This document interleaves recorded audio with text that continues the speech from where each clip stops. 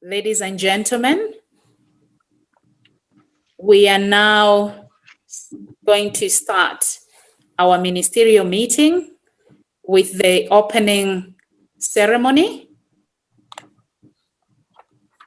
And I would like to make an announcement through you, Madam Chair, Dr. Medese Mewanu, that due to some other engagements, we are going to change the order of speeches because the Deputy Chairperson has got another engagement and he would need to take leave.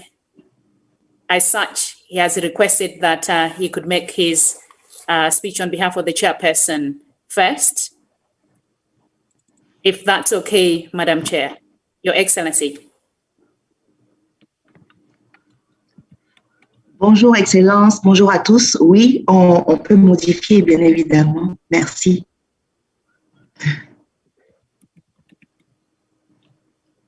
Thank you so much, Your Excellency. Well, Your Excellency, Dr. Medese Veronique Mewanu, the Minister of Social Affairs and Microfinance of the Republic of Benin, and also the Chairperson of the Bureau of the Specialized Technical Committee on Gender Equality and Women's Empowerment, Excellencies, African Union Ministers in charge of Gender and Women's Affairs, Your Excellency Ambassador Thomas Kwesi Kwate, the Deputy Chairperson of the African Union Commission, Commissioners of the African Union Commission, Your Excellency Madame Bineta Diop, the AU Special Envoy for Women, Peace and Security, Madame Leti Chuada, representative of UN Women to Ethiopia, the African Union Commission, and the Economic Commission for Africa. Madame Tokozile Luvito, the Director of the African Center for Gender and Social Development of the ECA, representatives of AU organs and specialized agencies, representatives of the regional economic communities, representatives of UN agencies, representatives of development partners, experts from the Gender and Women's Affairs Ministries, representative of civil society organizations, Excellencies, distinguished guests, ladies and gentlemen. Good morning, everyone, once again. On behalf of Madame Victoria Maloka, the Acting Director of the Women, Gender and Youth Directorate, and also on behalf of the Chairperson of the African Union Commission, His Excellency Musa Faki Mahamat, and on my own behalf, it is a pleasure to welcome you all to this Africa Pre-CSW 65 ministerial consultation after a successful expert meeting that was held from 22 up to 23 February. I will not be giving a speech, but just moderating this opening ceremony, Madam Chair. And before we proceed, I would like to remind all delegates that you're kindly asked to mute your microphones whenever you're not on the floor. Only those that will have been given permission to intervene by the chairperson or moderators would have their microphones on. This will help us to move with speed as we only have half a day to conclude our meeting. Having said that, I would like to ask Muhammad Yahya to mute your microphone, please. Having said that, Excellencies, ladies and gentlemen, I would like to invite Ambassador Kwesi Kwate, who is our Deputy Chairperson of the African Union Commission, as well as our he for she, just like our Chairperson of the Commission, to deliver the opening remarks. Your Excellency, Ambassador Kwesi Kwate, please.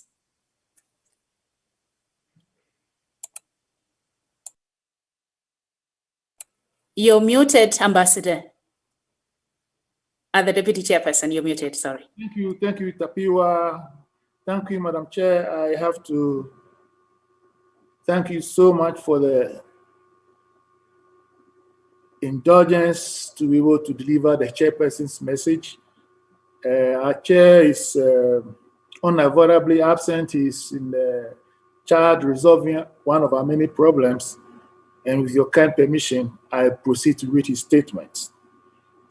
Statement of His Excellency Dr. Musa Faki Mahamat, Chairperson of the African Union, on the occasion of the virtual consultation of African Gender and Women's Affairs Ministers in preparation for the 65th session of the United Nations Commission on the Status of Women. Excellency Dr. Medese Mewanu, Minister of Social Affairs and Microfinance, Chair of the Bureau of the Specialized Technical Committee on Gender Equality and Women's Empowerment of the Republic of Benin, may I respectfully say, Sogbedo, His Excellency Ministers of the African Union in charge of Gender and Women's Affairs, Your Excellency Dr. Bineta Diop, African Union Special Envoy for Women, Peace and Security, and my distinguished sister, Your Excellency Madam Leti Chiwara, my sister, representative of the UN Women to Ethiopia, the African Union Commission, Economic Commission for Africa. Another sister, my Dr. Tokozile Wuzivido, Director of African Center for Gender and Social Development of the ECA. My in-law from Zimbabwe, representatives of the AU organs and specialized agencies, representatives of regional economic communities, representatives of development partners, experts from Gender and Women's Affairs Ministries, representatives of civil society organizations, excellencies, distinguished ladies and gentlemen, and our distinguished sisters. I am particularly pleased to see you again at the ministerial consultation preparation for the 65th session of the UN Commission on the Status of Women to be held in New York from the 15th to 26th of March 2021.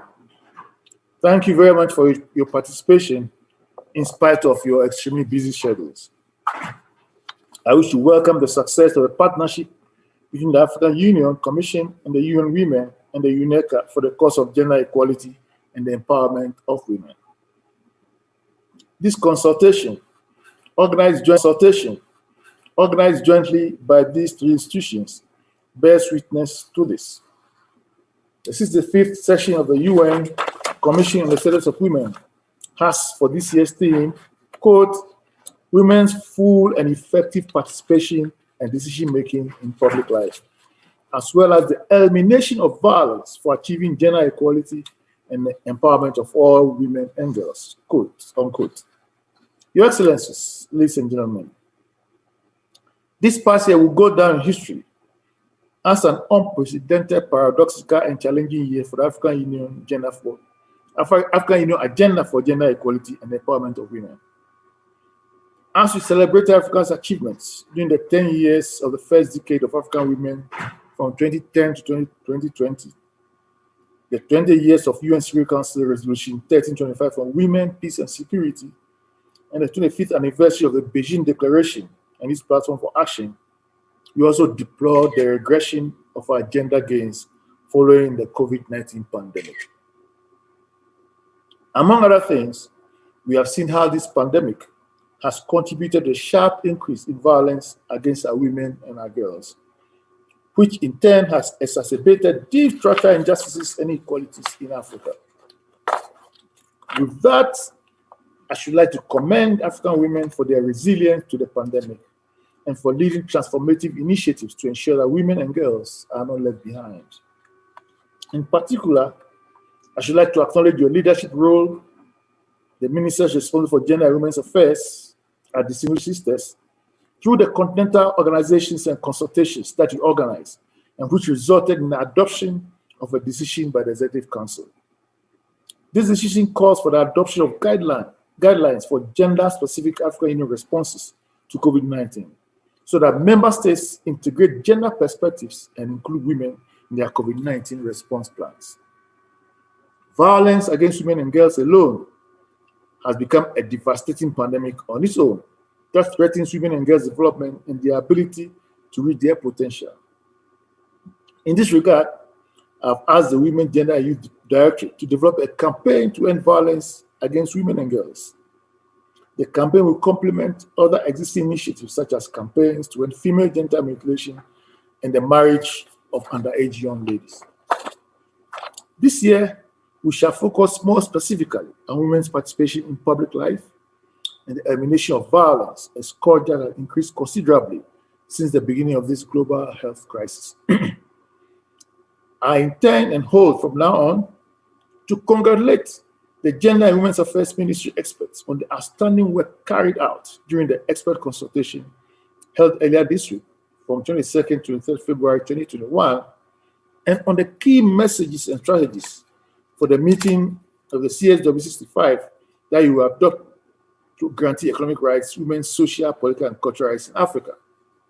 Your Excellencies, ladies and gentlemen, in Africa, especially in the African continent, which is developing at high speed at all levels, it is clear that the importance attached to women's role and place is fundamental.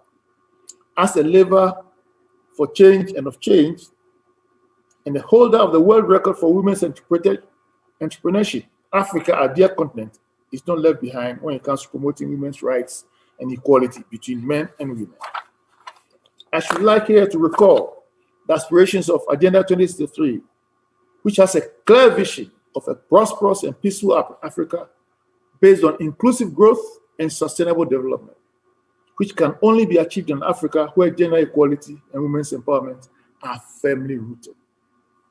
Through its legal and binding instruments, such as the African Charter of Human and People's Rights and its Protocol on the Rights of Women, the Maputo Protocol, the African Union made great gender equality and women's empowerment one of its basic priorities. These have translated into political commitments at the level of heads of state and government by adoption of the Solemn Declaration on Gender Equality in Africa, the AU Gender Policy, and the launch of the AU Strategy for Gender Equality and Women's Empowerment between 2018 and 2028. Your Excellencies, in spite of these instruments, we need to acknowledge that our women are far from being treated fairly in public services. As voters, women constitute the primary pool on which candidates crystallize in order to have the most relevant democratic legitimation by virtue of their majority in universal suffrage. Informally, however, they are undoubtedly the strong link in all our countries as key players in local small businesses, traditional agriculture, and traditional crafts. Our women are the backbone of family life. In conflicts and crises, they are unfortunately once again on the front lines as victims of the atrocities of the belligerents. In addition, the theme we have chosen for the new decade of African women, that is to say, quote, the financial and economic inclusion of African women, unquote, reflects the continent's determination to strengthen efforts and mechanisms towards the full empowerment of our women, which is essential for sustainable development of all our countries. I firmly believe that a new decade will fill the gaps and bring economic and financial justice to our African women. With the establishment of the African Continental Free Trade Area, AFCFTA, the African Union will give priority to initiatives that promote inter-regional trade, intra-national trade, intra-African trade, to strengthen the potential for economic growth already generated by our women through informal cross-border trade. Because our women are the main promoters of informal cross-border trade, and they need to be protected. These are the clear provisions of the agreement establishing the AFCFTA, which seeks to achieve social and sustainable and inclusive economic development, in particular through gender equality and the structural transformation of states parties. Finally, Your Excellencies, this year, as you know, the African Union Summit launched its activity to mark the theme of the year 2021, quote, Arts, Culture, and Heritage, column, a lever to build the Africa we want, unquote. The theme will aim to consolidate and support the growth and recognition of the cultural and artistic richness of Africa as a common unifying foundation to galvanize the common will of African people, those of the continent as well as those of the diaspora. At the same time, special emphasis is being placed on the place of women and young people. So finally, Your Excellencies, on behalf of the African Union Commission and on behalf of our distinguished chair, I wish to assure you that the African Union Commission is determined to use all our energies to help our member states to fully support our women and our men of our continent in order to achieve the African we want and which we so fervently need. I wish to wish you a fruitful consultation, and I now have the distinguished honor of declaring this meeting formally open. I'd like to thank you for your kind and polite attention. All the best to our women. Thank you very much. Thank you very much, Your Excellency, the Deputy Commissioner, Ambassador Kwate, for delivering the opening statement on behalf of the chairperson. And we wish you the best as you take leave for the next engagement. Thank you very much for honoring us. Thank you very much. My pleasure. Thank you. Thank you. Well, we'll proceed with our meeting.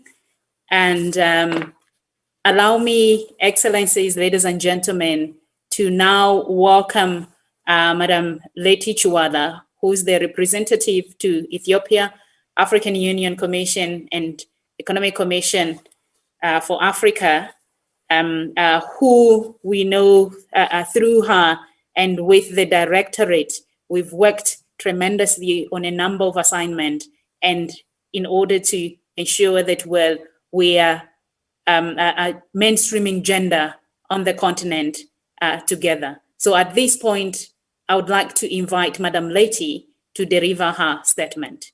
Over to you, Leti. Thank you very much, Tapiwa. Let me join others to say good morning to you and to everybody. Your Excellency, Dr. Medisi Veronique Mewana, Chairperson of the Specialized Technical Committee on Gender Equality and Women's Empowerment, and also Minister of Social Affairs and Microfinance for the Republic of Benin.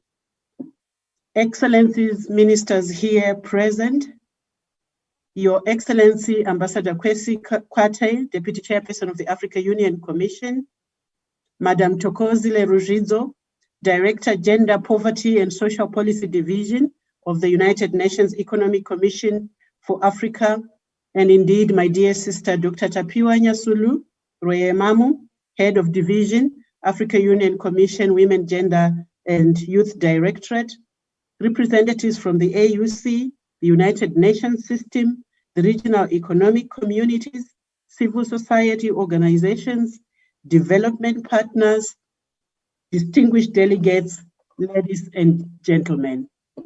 On behalf of UN Women, it is my distinguished pleasure to welcome you all to this Africa Pre-CSW Ministerial Consultation under the priority theme, Women's Full and Effective Participation and Decision-Making in Public Life, as well as the elimination of violence for the achievement of gender equality and the empowerment of all women and girls.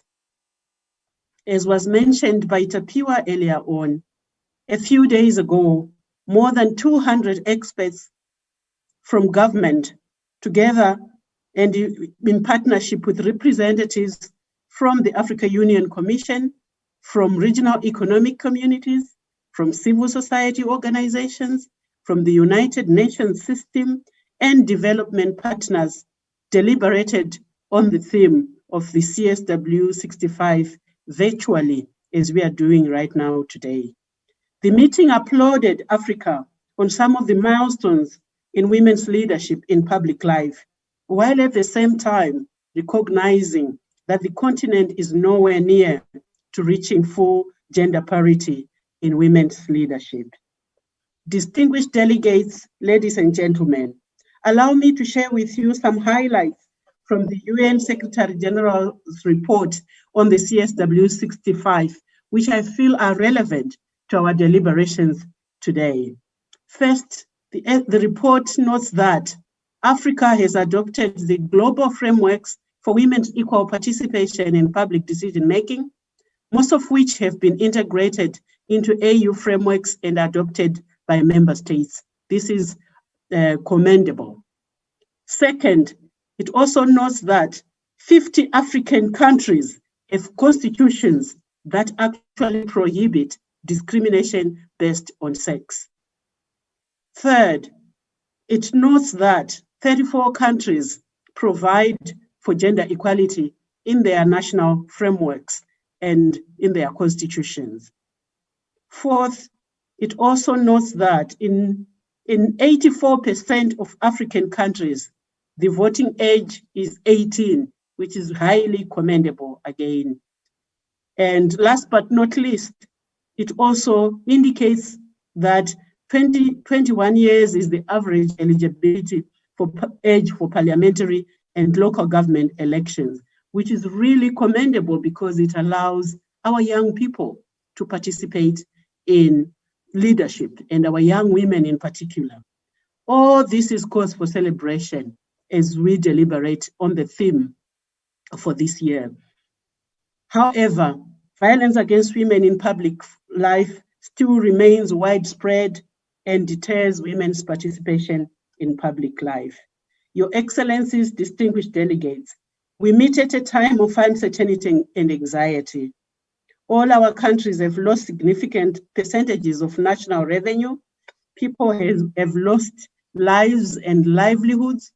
Schools are closed, and the member states are stretched to capacity to meet the social protection needs of the most vulnerable, and most of whom are women and young girls. Everywhere, women bear the disproportionate burden of care for children and families. They do so with insecure incomes. They engage in the informal sector without social or labor protection. They have higher levels of un- and underemployment, and even access to health services, water, and sanitation. Within this pre-existing context of intersecting inequalities, the effects of the COVID-19 pandemic are at once severely negative and yet still untold.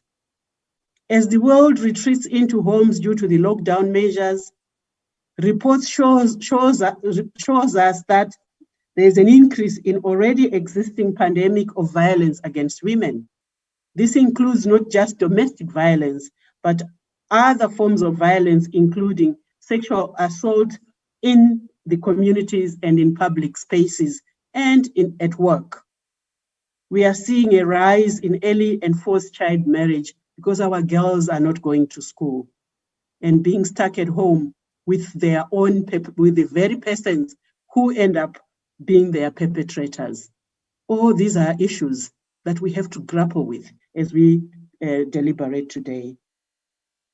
Despite these overwhelming challenges of the times, we must continue to leverage on several opportunities for moving forward and securing equality, justice, and empowerment of women. And I would like to highlight one such opportunity. The Generation Equality Forum is one such an opportunity for Africa. The Generation Equality Forum is a multi-stakeholder global gathering that seeks to celebrate the power of women's rights activism, feminist solidarity, and youth leadership to achieve transformative change and propel ambitious commitments for gender equality in the UN Decade for Action as we build back better from COVID-19. It is a galvanizing moment for women's leadership, and through its action coalitions, countries will be able to accelerate a transformative gender equality agenda to empower women and girls as agents of change for their own individual and collective good. The Generation Equality Forum, convened by UN Women and co-hosted by the governments of Mexico and France in partnership with civil society and youth organizations, will be hosted virtually by Mexico City from 29 to 31 March 2021 and will culminate in Paris, France in June 2021. I do look forward to all of us from Africa engaging with the Generation Equality Forum and participating in these two momentous events that will galvanize action for change for the women and girls of the world. This year, like every year, CSW gives us an opportunity to take stock of the progress in eliminating gender and sex-based discrimination. It is an annual moment for reaffirmation of the political will needed to accomplish the common agenda of transformation, from ending intersecting inequalities to inclusive governance and equality in the distribution of the benefits of economic endeavors. CSW is important.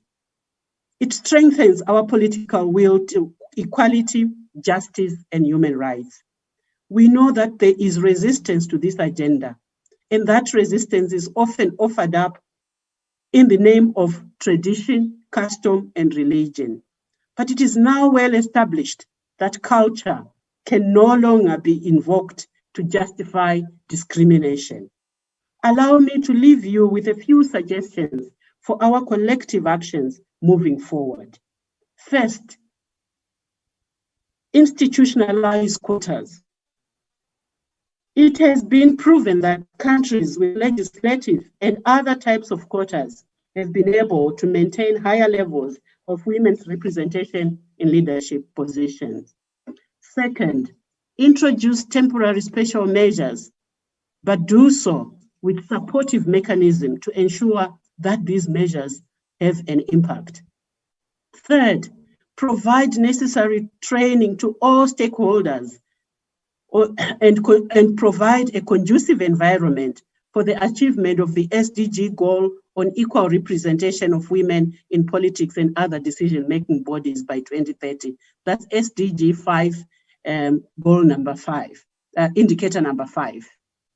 I would suggest that all member states put in place a mechanism to track how we are doing on SDG 5, indicator number 5, and report on this as we report in all our national, regional, and global reporting mechanisms.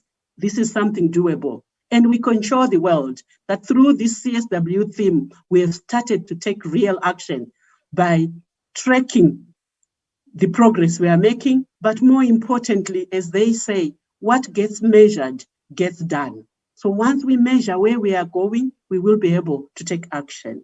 Number 4, access to financing and legal and institutional frameworks must be transformed so that they support women's equal participation and decision-making.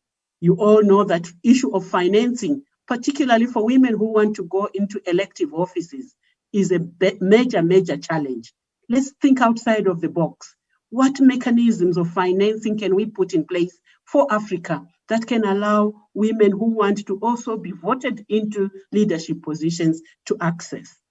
Violence against women in public life must be significantly reduced. That's number 5.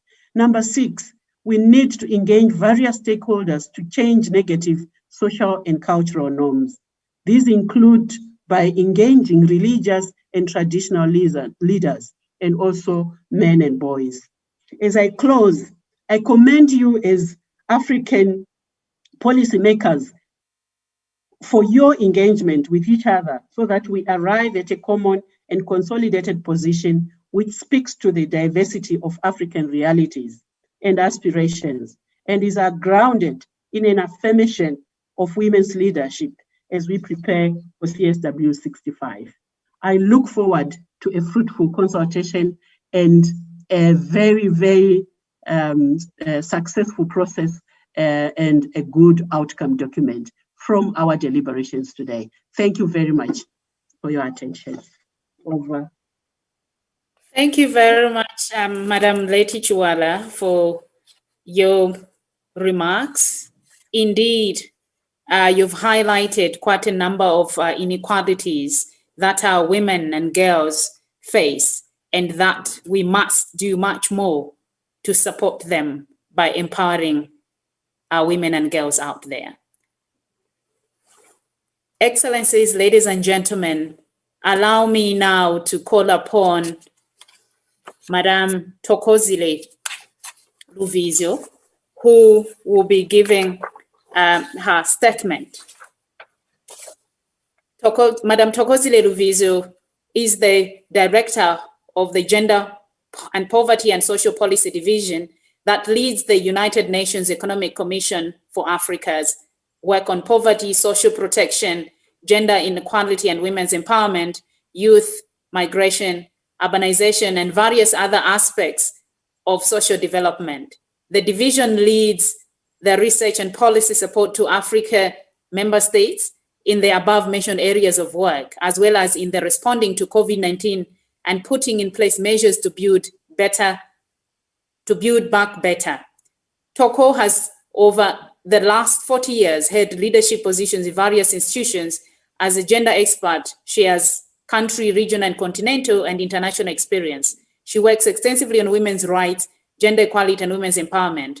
Her work on the African continent has made her aware of the critical dimensions around gender equality and women's empowerment in different sectors. Madam Toko, the time is now for you to make your statement, please. Thank you very much, Tapiwa. Please allow me to switch off my video. I'm not working from the office, so my internet is not quite stable. I'll just switch off my video. Everybody has seen my face. Let me recognize His Excellency Ambassador Kwesi Kweti, the Deputy Chairperson of the African Union Commission, though he has left the room for other urgent matters. Your Excellency, Dr. Medesi Veronica Tagonofode Mwewanu, the Chairperson of the Specialized Technical Committee on Gender Equality and Women's Empowerment and Minister of Social Affairs and Microfinance, Republic of Benin. Excellencies, Ministers responsible for gender and women's empowerment here present. I recognize the high table, distinguished participants, and for fear of leaving anyone behind, all protocols observed. On behalf of the United Nations Economic Commission for Africa and the UN Under-Secretary General and Executive Secretary of ECA, Dr. Vera Songwe, who unfortunately could not be with us today due to competing demands. Welcome to the Africa Consultation for the 65th session of the Commission of the Status of Women, CSW 65. Let me reflect on my big boss, the Secretary General of the United Nations, Antonio Guterres' remarks in March 2017. Open quotes. Women's rights are human rights. But in these troubled times, as our world becomes more unpredictable and chaotic, the rights of women and girls are reduced, restricted, and reversed. Empowering women and girls is the only way to protect their rights and make sure they can utilize their full potential, close quote.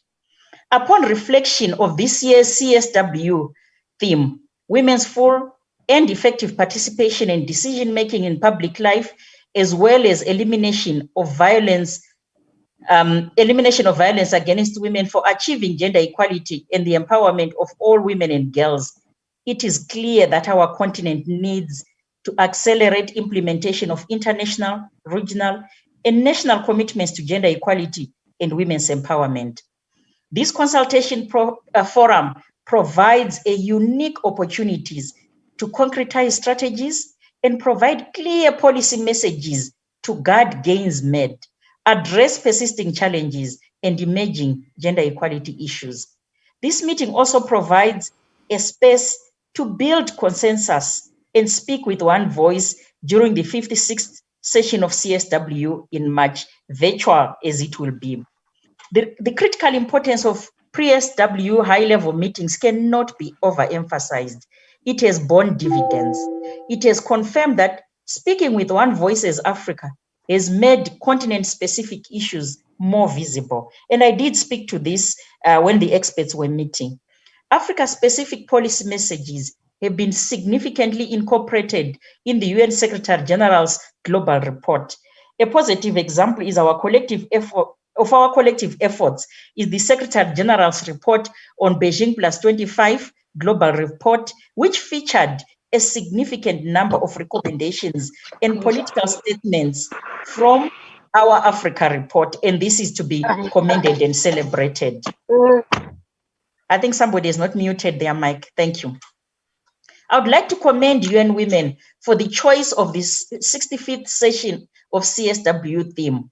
It is timely and provides a golden opportunity for earnest engagement on transformative and inclusive leadership that will effectively address persisting challenges that prevent women and girls to effectively participate in decision-making processes in public life.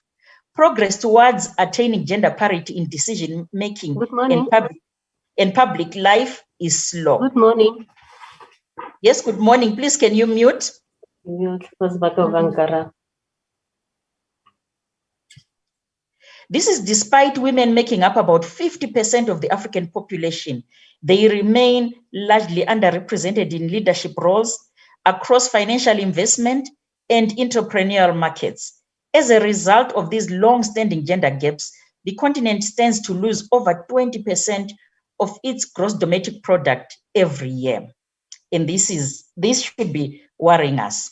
Today, as the world is faced with the deep economic impacts of the COVID-19 pandemic, with the figures going up to an alarming rate across Africa, it is now absolutely more critical to put gendered empowerment and equality at the heart of all national economic growth strategies across Africa.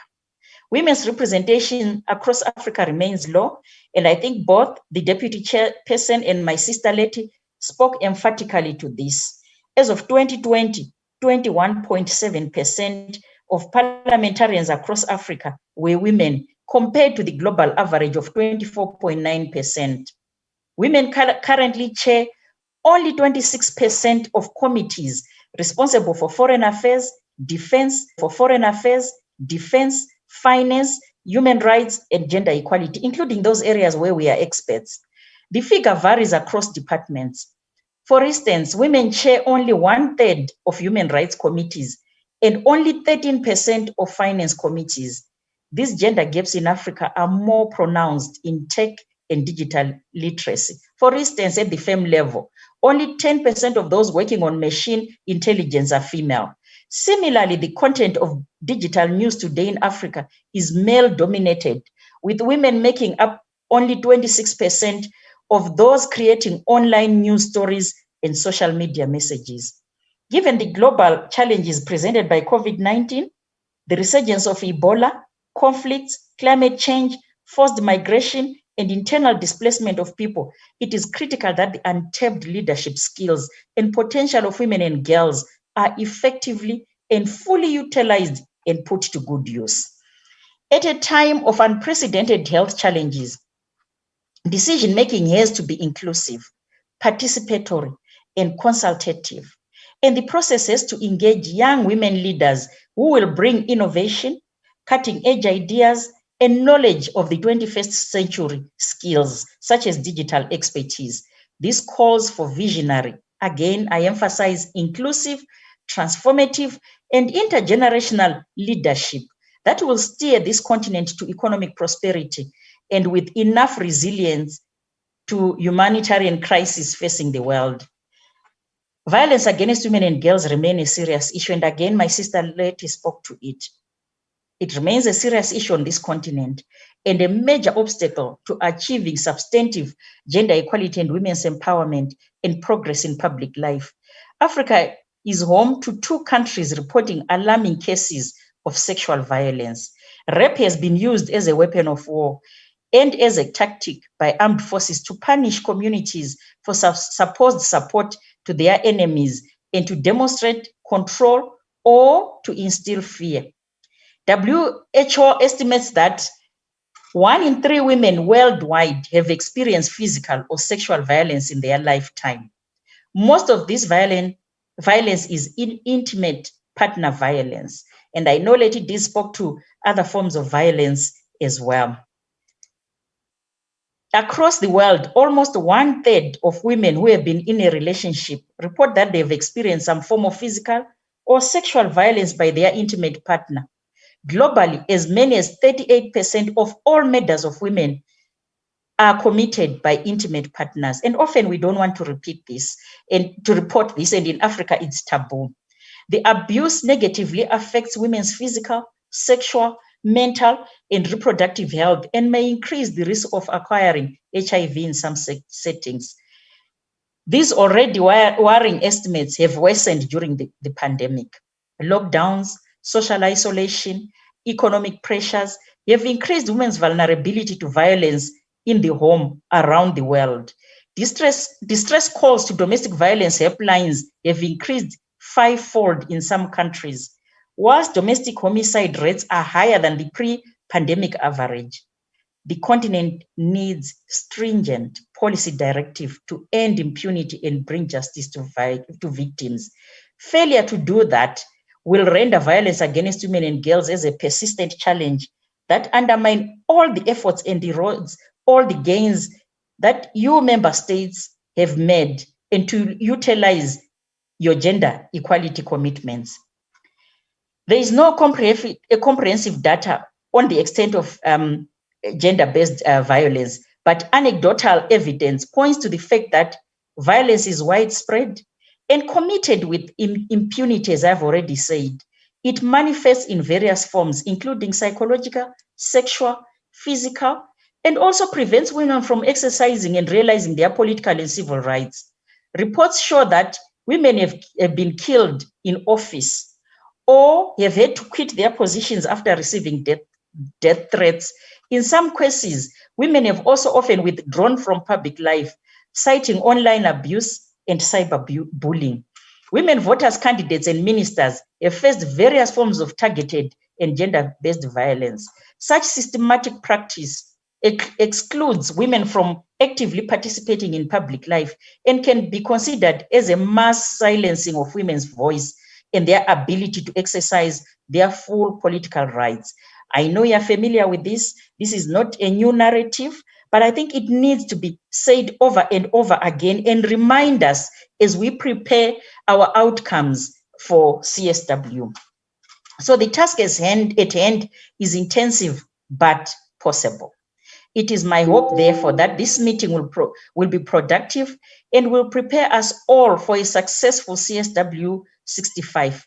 Our success will be measured by, and I'm repeating this because I did share it with the experts, how well Africa highlights the best practices on the implementation of legal and policy frameworks which contribute to women's effective participation in public life.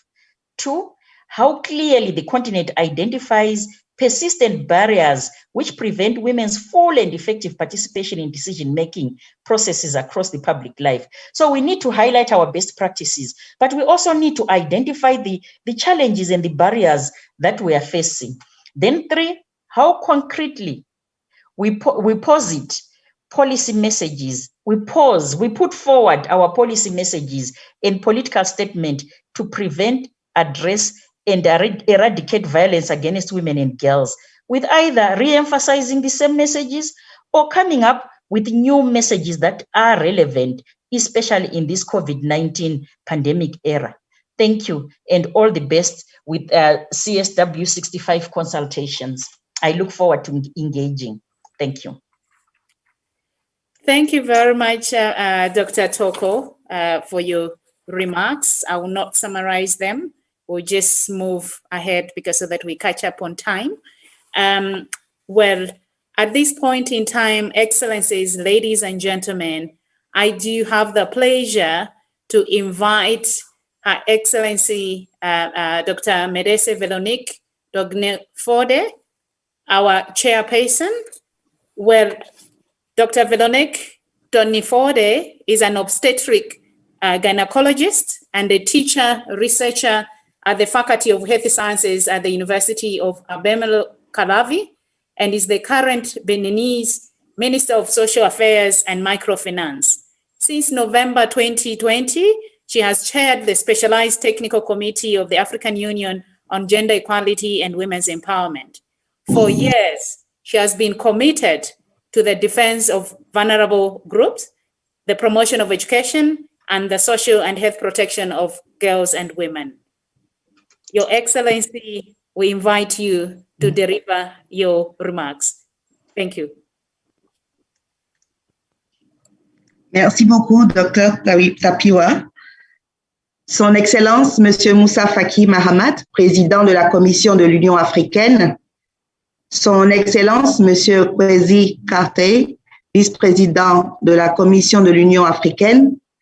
Chères Mesdames, Messieurs les ministres de l'Union africaine en charge du genre et des affaires féminines, Madame Beneta Diop, envoyée spéciale de l'Union africaine pour les femmes, la paix et la sécurité, Madame la présidente de l'Organisation panafricaine des femmes, Monsieur le directeur du Centre de services régional pour l'Afrique du Programme des Nations Unies pour le développement, Madame la directrice régionale représentante d'ONU Femmes pour l'Afrique orientale et australe, Madame la représentante d'ONU Femmes près la Commission de l'Union africaine et de la Commission économique des Nations Unies pour l'Afrique, Madame la directrice régionale d'ONU Femmes pour l'Afrique de l'Ouest et du Centre, Madame la directrice régionale du Bureau régional d'ONU Femmes pour les États arabes, Madame la directrice exécutive du Réseau de développement et de communication des femmes africaines, représentante des OSC, Madame la présidente du Réseau des jeunes de la campagne Le genre est mon agenda,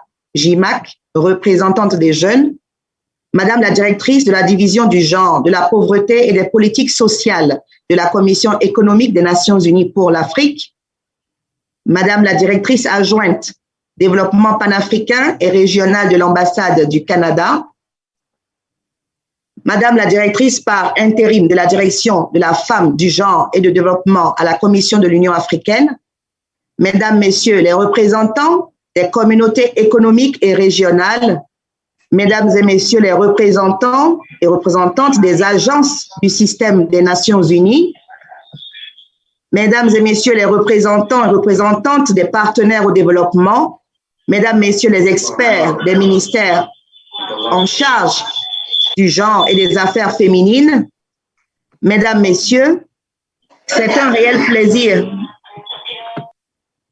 pour moi de nous voir encore réunis ce jour pour la consultation ministérielle de l'Union africaine en préparation de la 65e session de la Commission des Nations Unies de la condition de la femme. En ma qualité de présidente du comité technique spécialisé, permettez-moi de souhaiter la bienvenue à mes chers collègues ministres et à leur délégation, et aussi de vous remercier d'avoir répondu présent à cette réunion virtuelle. Qu'il me soit permis de remercier la Commission de l'Union africaine pour avoir organisé cette importante rencontre virtuelle qui permettra d'une part de lancer la stratégie de l'Union africaine pour l'égalité des sexes et l'autonomisation des femmes, et d'autre part, d'examiner et d'adopter la position commune africaine pour la CSW 65. Mes sincères remerciements vont également aux experts qui ont travaillé durant 2 jours sur les thématiques prioritaires de la CSW 65 afin d'en retenir les éléments constitutifs de la position commune pour la région de l'Afrique. Chers collègues, Mesdames, Messieurs, la 65e session de la Commission des Nations Unies de la condition de la femme se tiendra à New York du 15 au 26 mars 2021. Elle a pour thème prioritaire « Participation pleine et effective des femmes à la prise de décision dans la sphère publique et élimination de la violence, réalisation de l'égalité des sexes et autonomisation de toutes les femmes et de toutes les filles ». Ce thème jette les projecteurs des instances internationales sur la place qui est réservée aux femmes et aux filles dans le partage des rôles et des responsabilités dans nos sociétés. C'est une invitation à la justice sociale dans les rapports de pouvoir en vue d'un accès des femmes au contrôle des ressources. La justice sociale, l'équité, l'égalité entre les sexes constituent une condition fondamentale de la coexistence pacifique et prospère des hommes et des femmes au sein des nations et entre les nations elles-mêmes. Nous servons la justice sociale lorsque nous défendons l'égalité des sexes et que nous travaillons à innover pour lever les obstacles qui empêchent la pleine participation des femmes aux instances de prise de décision.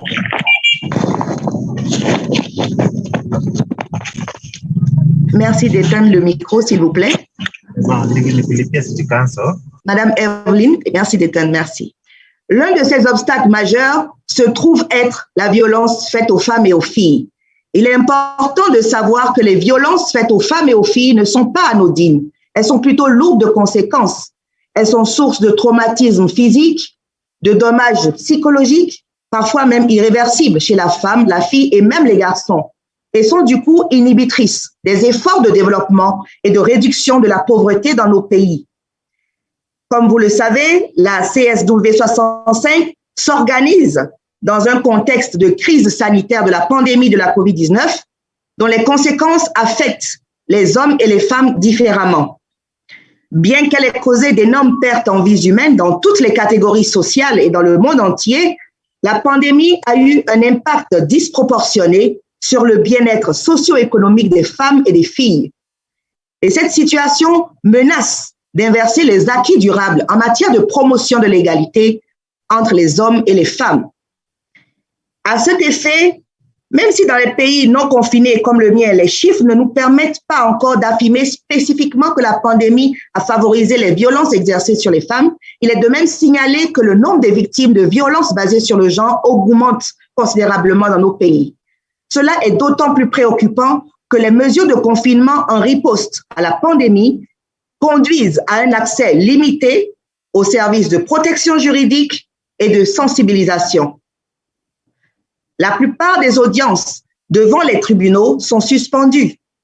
Les ordonnances judiciaires sont considérablement retardées et la majorité des centres d'aide juridique sont fermés. Il y a aussi le débordement des services de santé publique qui ne favorise guère la prise en charge facile des survivantes des violences. Mesdames, Messieurs, face aux inégalités de genre aggravées ces dernières années du fait de la crise sanitaire ou non, et qui inhibent les efforts de participation des femmes à la vie publique et aux instances de prise de décision dans nos pays, il est indispensable que nos gouvernements prennent des mesures innovantes et efficaces en riposte à la situation. Ces mesures doivent être en arrimage avec la stratégie genre de l'Union africaine et de la stratégie GEWE que nous venons ensemble d'adopter. Elles doivent permettre d'autonomiser les femmes tout en limitant les effets traumatisants de la pandémie sur leur vie quotidienne. Ces mesures pourraient mettre un accent particulier sur l'accès aux droits sexuels et reproductifs, la prise de textes législatifs d'incitation au positionnement des femmes aux postes électifs et nominatifs, et la mise en place de filets sociaux de sécurité. Il est donc important pour nous, responsables des questions du genre dans nos gouvernements, d'insuffler la dynamique au regard des décisions prises ici ensemble afin de définir des actions à opérationnaliser à court et à moyen terme afin de réaliser la vision souhaitée. Cela est donc de notre devoir de nous battre pour l'instauration de la justice et de l'égalité dans nos sociétés. Je voudrais terminer mes propos en nous exhortant à encore plus d'efforts pour atteindre nos objectifs communs en matière d'autonomisation des femmes et d'égalité de genre en Afrique. Ensemble, pour une participation pleine et effective des femmes à la vie publique et à la prise de décision. Vive l'Afrique, je vous remercie.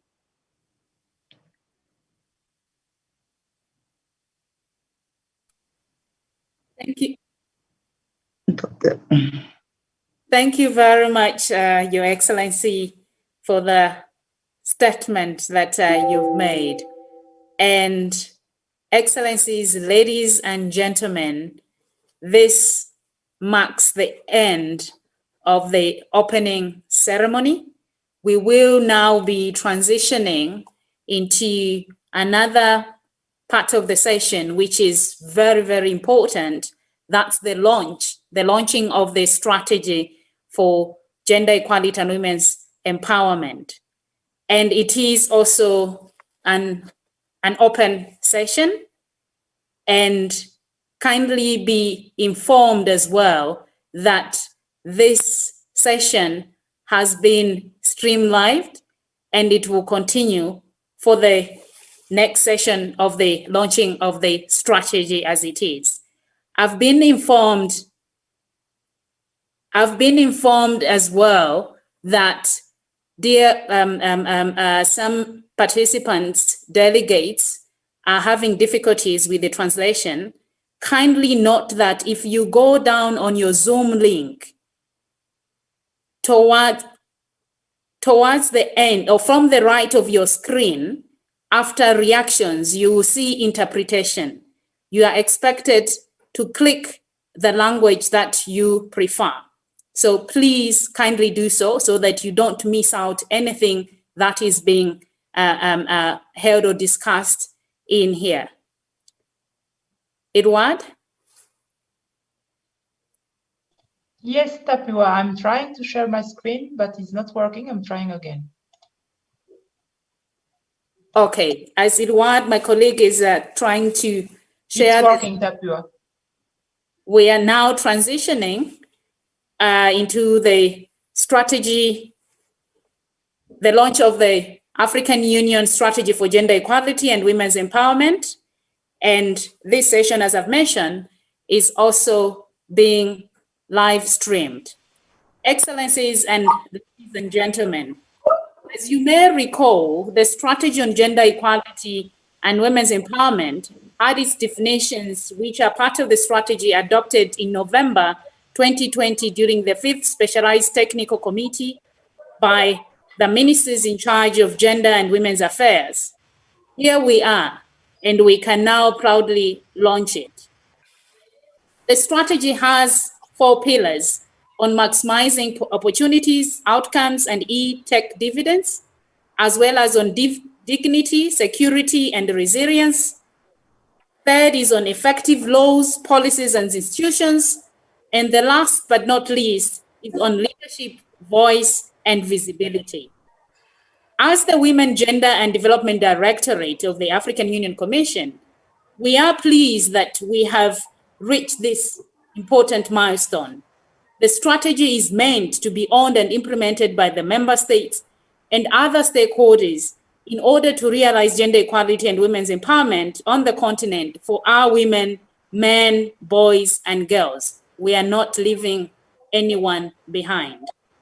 As you already know, that 70% of women live in rural areas in Africa. And this strategy, if implemented well, will give hope to them as they get empowered in all aspects of their life. With these few remarks, I would like to call upon Dr. Nalan Youssef, who is the Deputy Director and the Head of Aid for the Pan-Africa and Regional Development Program for Global Affairs Canada, who is currently working at the Embassy of Canada in Ethiopia for the past 3 years.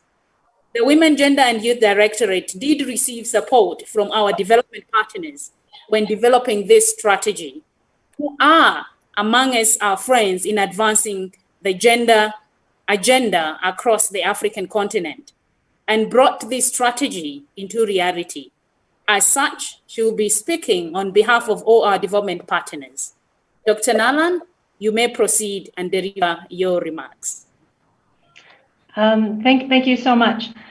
Your Excellency, Chairperson of the Specialized Technical Committee on Gender Equality and Women's Empowerment, and Minister of Social Affairs and Microfinance, Republic of Benin, Your Excellency, Deputy Chairperson of the African Union, Your Excellency, Benita Dwab, AU Special Envoy on Peace, Women, Peace and Security, Honorable Ministers and representatives of the member states, Your Excellencies, ambassadors and representatives of the AU Commission, regional economic communities, UN officials, members of the diplomatic corps, and civil society organizations present, ladies and gentlemen, mesdames et messieurs. On behalf of the Embassy of Canada to Ethiopia, I would like to thank the African Union Commission for the invitation to speak during this session on behalf of the international partners who have supported the Women, Gender and Development Directorate, including Australia, Sweden, the United States, and Canada. We would also like to recognize all the other partners supporting the African Union Commission's efforts towards gender equality. C'est un honneur d'être ici avec vous aujourd'hui pour représenter l'ambassadeur désigné du Canada en Éthiopie, M. Stéphane Jobin, qui vient tout juste d'arriver il y a 3 jours et qui ne peut être avec nous aujourd'hui. Il a bien hâte de commencer à travailler avec tous et toutes dans un avenir rapproché. It is extremely fitting that this prestigious launch of the African Union's Commission's gender strategy should happen during the African pre-consultation leading to the 65th session of the Commission on the Status of Women to be held in New York later next week.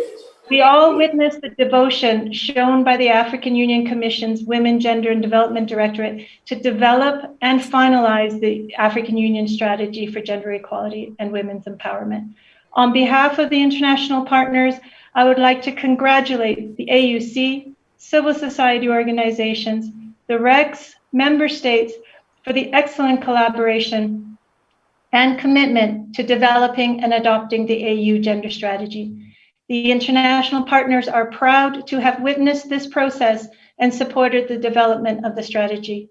We will continue to support the excellent work of the African Union Commission, in particular its efforts to roll out the strategy within the AUC and at the regional and national levels. We remain proud supporters of African-led solutions to address developmental and political challenges on the continent. We also will continue to provide support to other AUC departments responsible for the implementation of key activities for the achievement of the strategy's objectives.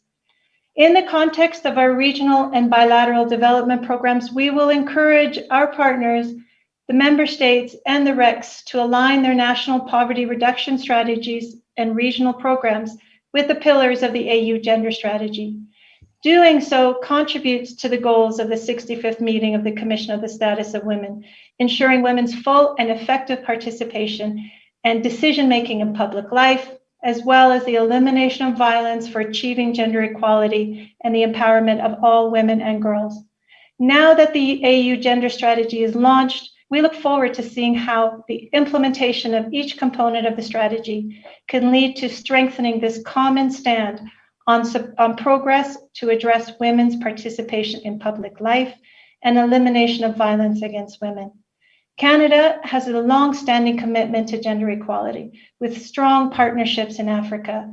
We are happy to note the alignment of the AU gender strategy with Canada's feminist international assistance policy, with its focus on women's rights, strengthening women's role in leadership and governance, and supporting women's inclusion in peace processes.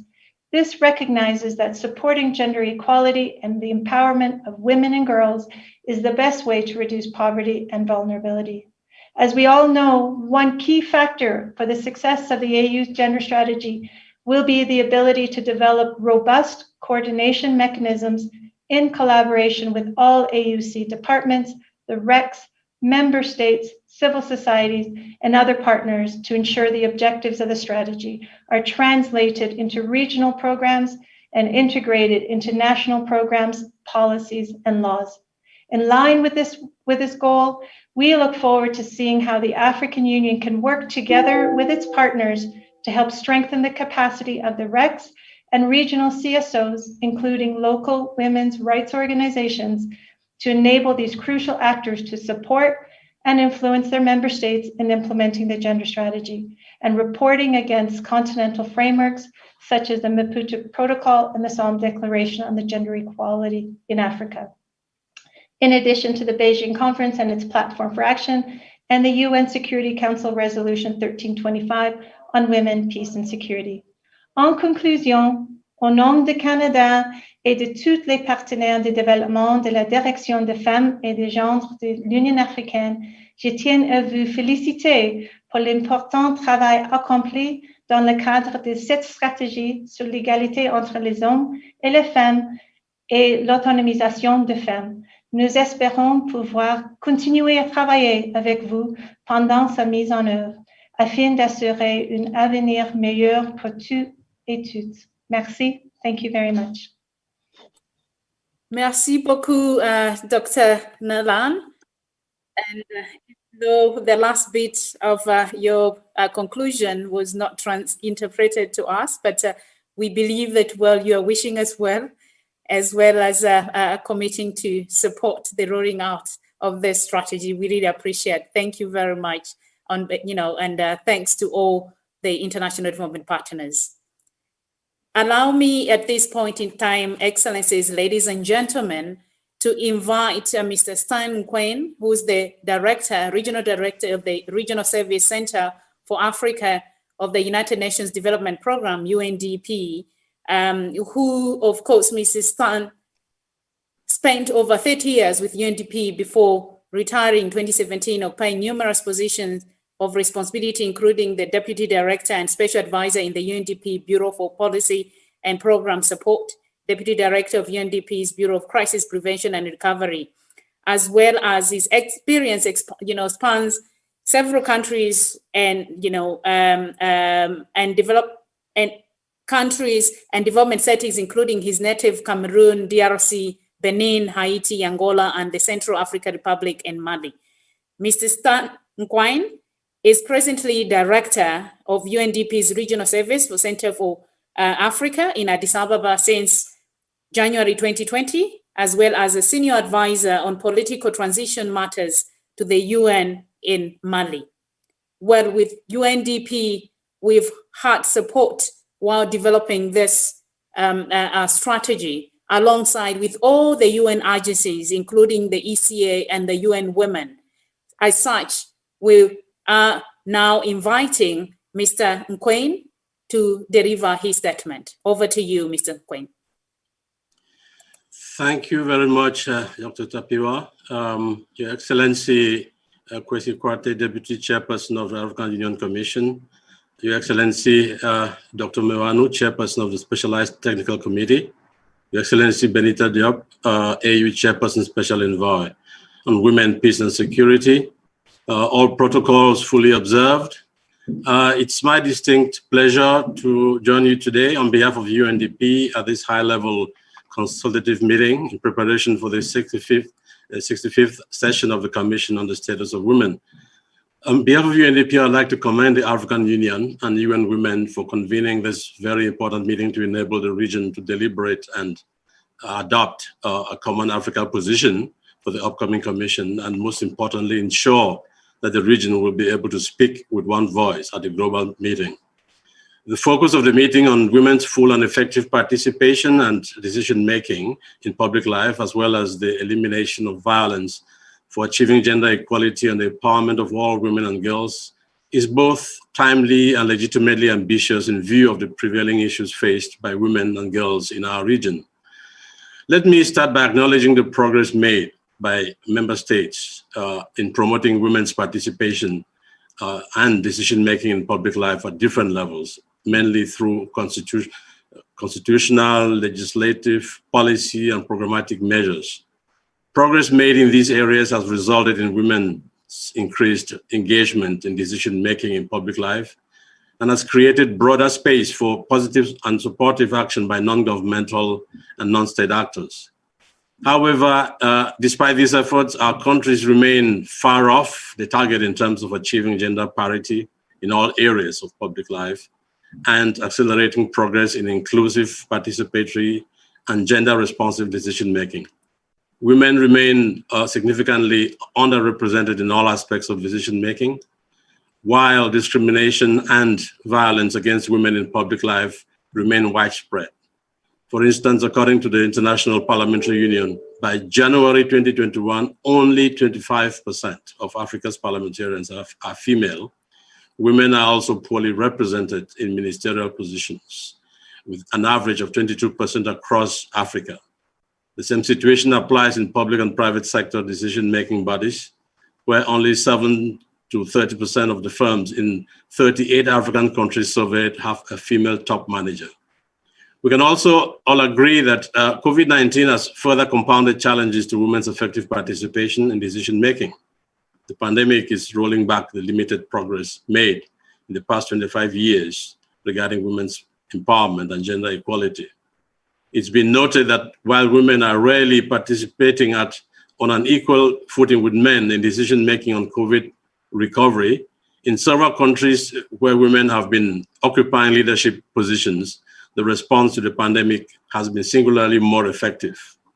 This is no accident, and our region can only benefit from a closer study, emulation, and replication of these shining examples of successful, high-level female political leadership, especially in times of crisis when imaginative, effective, and efficient leadership means everything.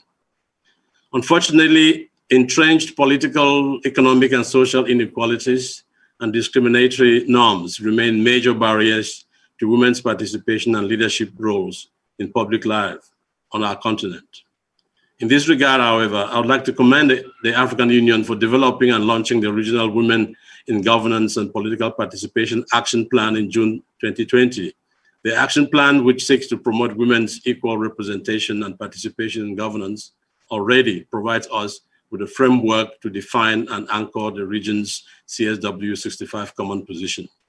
As reflected in the action plan, it is important that this meeting work towards ensuring that the regional common position includes, first, support for institutional reform, second, strengthening leadership capacities for emerging female leaders, third, strengthening the socioeconomic wherewithal and political capacities of women, fourth, strategies to address discriminatory social norms, and fifth, creation of a conducive environment that is free from violence. Your Excellencies, today, as we meet to deliberate on the regional common position for the upcoming session, we are also going to witness the formal launch of the African Union 10-year strategy for gender equality and women's empowerment. UNDP would like to take this opportunity to congratulate the African Union for this milestone achievement, which is the first of its kind in the history of the organization. This 10-year strategy is transformational as it seeks to eliminate the major constraints hindering gender equality and women's empowerment, and reflects the multifaceted vision of our continent to realize Agenda 2063 and the Sustainable Development Goals. UNDP is proud to have been associated in its development. I want to conclude by reaffirming UNDP's continued commitment in partnership with our sister UN agencies, civil society organizations, and all stakeholders to support the member states of the African Union, regional economic communities, and the regional civil society organizations in the realization of their commitment to advance gender equality and women's empowerment in the region. We will continue to work through UNDP's global, regional, and country initiatives, and through collaboration with our key development partners, including important partnership initiatives such as the one we currently have that is funded by the government of Canada in order to achieve the SDGs and Agenda 2063.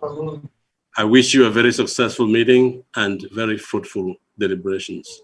Thank you very much.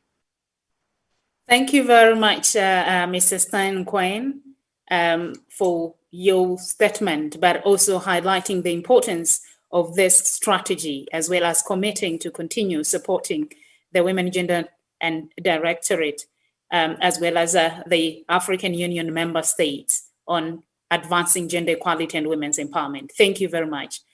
Allow me at this point in time to now invite our chairperson of the Specialized Technical Committee, Dr.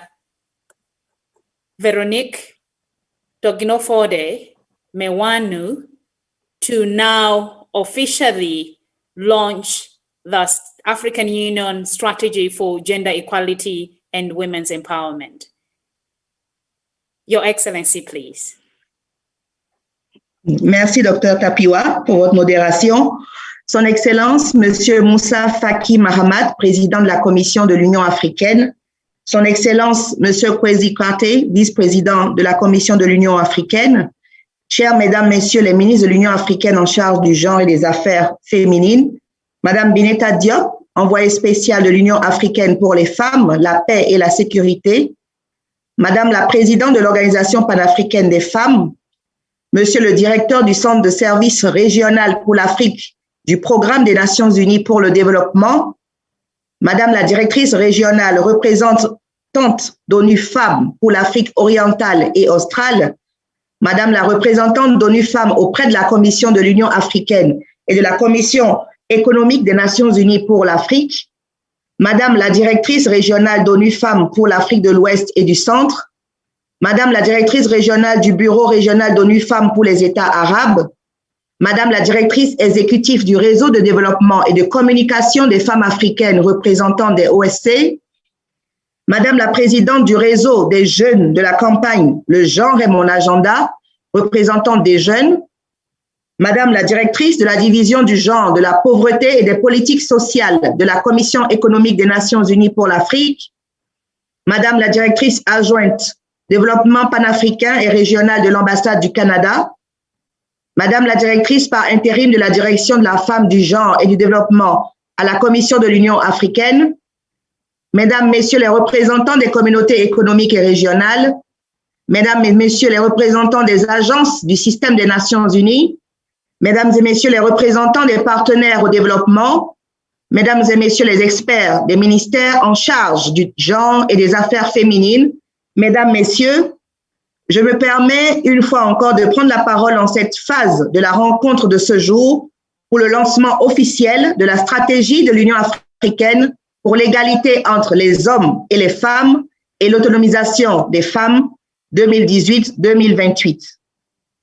Je voudrais adresser toute ma reconnaissance à la Commission de l'Union africaine, au Comité technique spécialisé sur l'égalité entre les hommes et les femmes et l'autonomisation des femmes de l'Union africaine, aux bureaux régionaux de l'ONU Femmes pour l'Afrique, à la Commission économique des Nations Unies pour l'Afrique, aux organismes régionaux, aux organisations de la société civile, ainsi qu'aux experts et autres acteurs ayant contribué à l'élaboration de cette stratégie, la première du genre, et qui est capitale pour un développement inclusif de l'Afrique.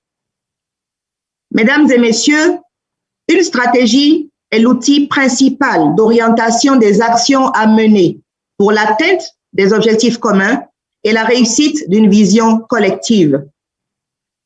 Aujourd'hui, la stratégie de l'Union africaine pour l'égalité entre les hommes et les femmes et l'autonomisation des femmes 2018-2028 devient l'élément central de définition des actions des États africains dans le domaine de la protection des femmes et de la promotion de leurs droits. Elle l'est autant pour l'Union africaine et ses organes et agences spécialisées, les communautés économiques régionales, les organisations de la société civile, les hommes et les femmes, les filles et les garçons. En effet, malgré les multiples efforts déployés par nos pays, la situation de la femme africaine n'est pas des plus reluisantes sur les plans économiques et sociaux. Dans la pratique, la majorité des femmes africaines ne sont pas encore autonomes. Elles continuent de subir au quotidien toute forme de violence. Or, une femme autonome et épanouie est gage d'un foyer heureux, d'une communauté paisible et à terme d'une nation stable et développée.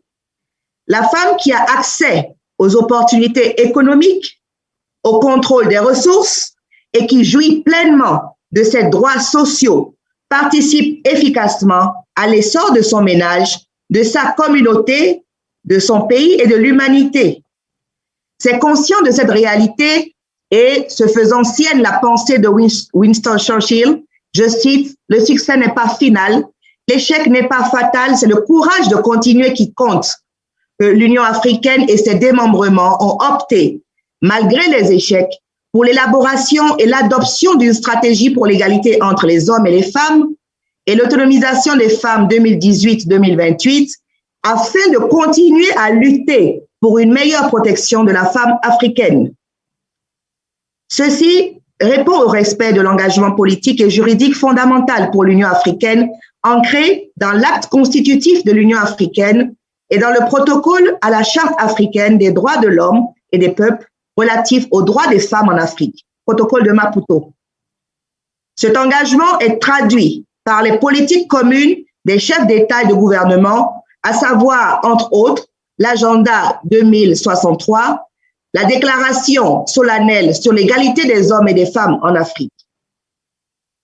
La stratégie GWE que nous lançons aujourd'hui permettra d'accélérer l'atteinte des ambitieux objectifs de développement durable, notamment l'ODD numéro 5, qui vise à parvenir à l'égalité des sexes et autonomiser toutes les femmes et les filles.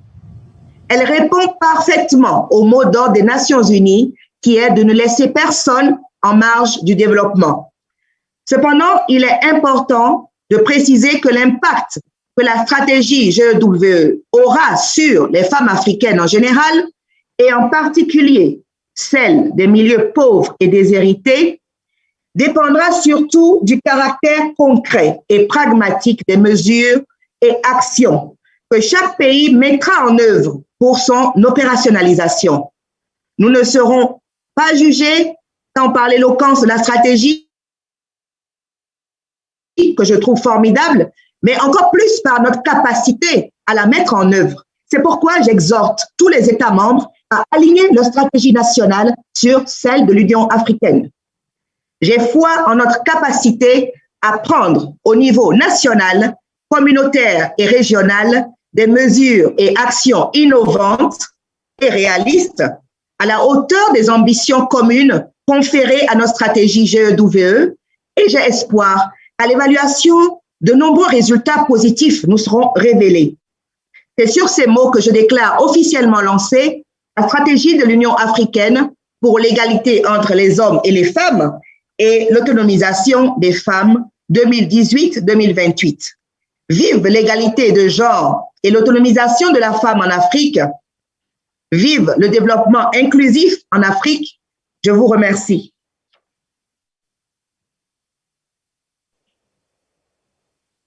Dr. Tapiwa. Thank you very much. Thank you very much, Your Excellency, for launching this important strategy for us. And also thank you also to all the other speakers that spoke before you. And with this launch of the African Union Strategy for Gender Equality and Women's Empowerment by Her Excellency, we are now officially done with both the opening ceremony as well as the launching ceremony, which were open sessions. We are now going to get into the closed session,